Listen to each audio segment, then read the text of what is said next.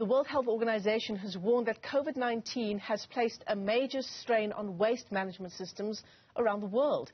It says failure to safely dispose of non-biodegradable face masks poses a threat to human life and environmental health. Now, globally, an estimated 130 billion disposable face masks are used every month.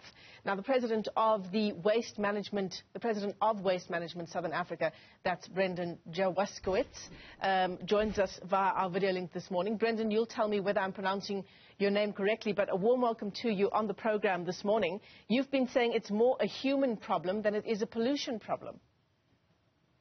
Hi there, good morning. You're absolutely correct. You know, it's the age-old story of waste. You know, people like to blame the waste materials, things like plastics, etc. But the root cause of the problem is every single one of us. You know, we all have a responsibility. So what do we do, Brendon? You know, 130 billion disposable face masks used around the world every day. Perhaps you can give us a sense of what portion of that number can be attributed to South Africa. But how do we keep ourselves safe and keep the environment safe at the same time? Well, look, if you're talking about medical waste, you know, there are many different types of medical waste. I mean, if we're just focusing on COVID-19 waste, for example, the millions of face masks, particularly the disposable ones, which are definitely problematic in terms of environmental impact because they don't biodegrade properly. They break up into small fragments, plastic fragments, nanoplastics, etc., which get into into the receiving environment and contaminate our land and our water resources, get into fish, for example. You know, the reality is that we need to take a common sense approach to these things. Every single one of us is responsible for the waste that we generate. You know, it's very easy to take something like a disposable face mask, throw it in the bin and forget about it, but we don't really realize what happens to it after that. You know, these are new products, relatively new products in our waste system over the last couple of years. You know, we should really be using reusable face masks, for example. But, you know, just in terms of managing COVID waste, we also need to remember, as I said, we need to be practical about these things.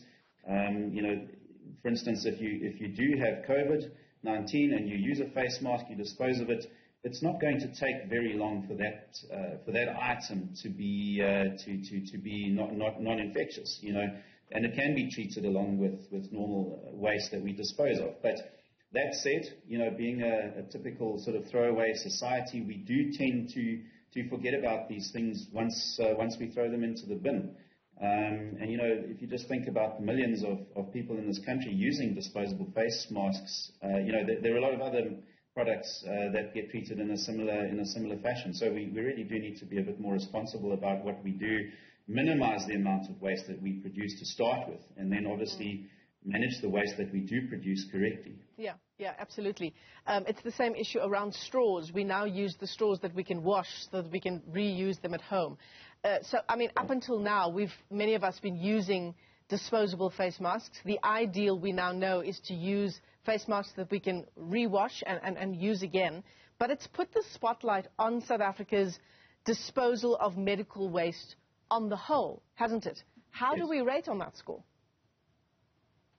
Well, look, sure, it's quite a big topic to unpack, but essentially, you know, what we're talking about, excuse me, is a highly specialized field with expensive equipment. You know, we suffer from a lack of capacity overall, you know, and it's not just in terms of the treatment facilities that we're talking about, which are basically, you know, mainly run by the private sector, you know, since the early 2000s when things like the Air Quality Act came into being, the Gauteng healthcare risk waste regulations, for example. Again, you've got to unpack this picture of medical waste quite carefully. You know, when we talk about a quantity of medical waste overall, you know, being produced in the country of the order of 50-odd thousand tons per annum, we've also got to remember that only a fraction of that is actually really hazardous waste, which has to be treated and disposed of appropriately. You know, anything from sort of 10 to 25% of that total figure is actually hazardous waste. The rest of it can be disposed of, you know, in accordance with normal general waste disposal regulations. But the problem that we have really starts at the healthcare facilities with lack of budget, lack of training, poor understanding of how to deal with this waste. So we actually end up with much higher volumes of hazardous waste to deal with, because as soon as you take general waste and you throw hazardous items in there, you have to treat the whole lot accordingly. The method of choice when it comes particularly to pathological sort of waste, things like sharps, needles, etc., is incineration. That's a globally accepted norm.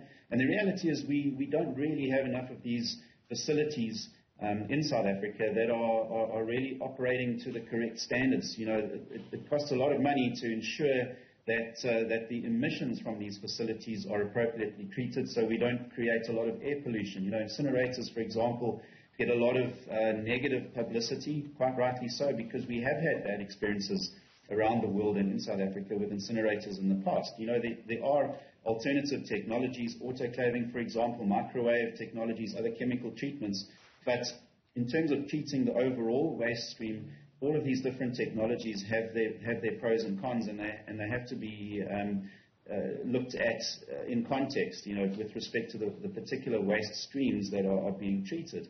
When it comes to medical waste. Yeah, and we started off our interview saying that it's more of a human problem than it is a pollution problem. I mean, would you agree that we've gotten some way insofar as plastic straws, plastic bags are concerned? We've managed in many ways to change our mindsets. We're using reusable shopping bags and so on. I suppose the question is, how long does it take us to change our mindset around masks now? That is correct. One of the greatest challenges we have in waste management in general around the world is, changing people's mindsets, changing people's attitudes. It's an uphill battle, really, when people have so many other things on their mind, lack of employment, poverty, etc. The last thing people really want to think about is how to correctly dispose of their waste. But I think at the end of the day, through ongoing campaigns, education, training, etc., the reality is that the correct management of waste in terms of disposal, making sure that whatever we're disposing of doesn't leak out of the system and into the natural environment, is actually going to have a positive impact on every single one of us from a health perspective. Brendon Jewaskiewitze, let me thank you for your time this morning. He's with the Institute of Waste Management of Southern Africa. And this is as the World Health Organization warns that the COVID-19 pandemic is placing a major strain on waste management systems, not only in South Africa, but around the world as well.